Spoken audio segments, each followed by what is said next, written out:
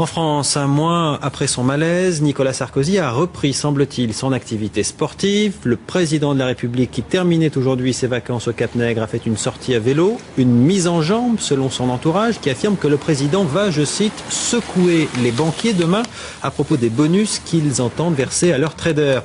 Des bonus qui font tâche en pleine crise, tant ils sont faramineux. Ce sera son premier dossier de la rentrée. Alors à quoi servent-ils ces bonus exactement? Qui sont ces traders que le marché semble vouloir s'arracher à prix d'or? Élément de réponse avec David Boéry et Jean-Marie Lecartier. On connaît l'image d'individus souvent agités, pendus à leur téléphone, scrutant frénétiquement les marchés sur leurs écrans. Mais qu'est-ce qu'un trader? Selon la définition du Larousse, le trader vient du mot anglais qui veut dire marchand. En pratique, un trader fait des paris. La banque qui l'emploie lui confie de l'argent qu'il mise sur les marchés. Prenons un exemple, il achète pour une valeur de 100 un produit en pariant sur sa hausse. Dès que les cours ont monté, il revend tout de suite. Dans notre exemple, la banque a gagné 50. Pourquoi verser des bonus aux traders? Parce que ce sont des opérations très rentables. Quand un trader fait gagner de l'argent à son employeur, il touche une partie des bénéfices sous forme de primes.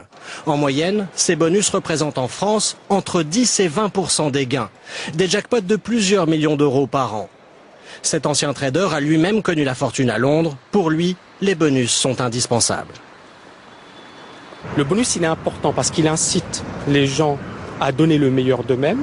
Il attire également les meilleures compétences. Par contre, il a également ses effets pervers, c'est-à-dire qu'une personne risque de prendre des risques inconsidérés juste pour se garantir un bonus conséquent.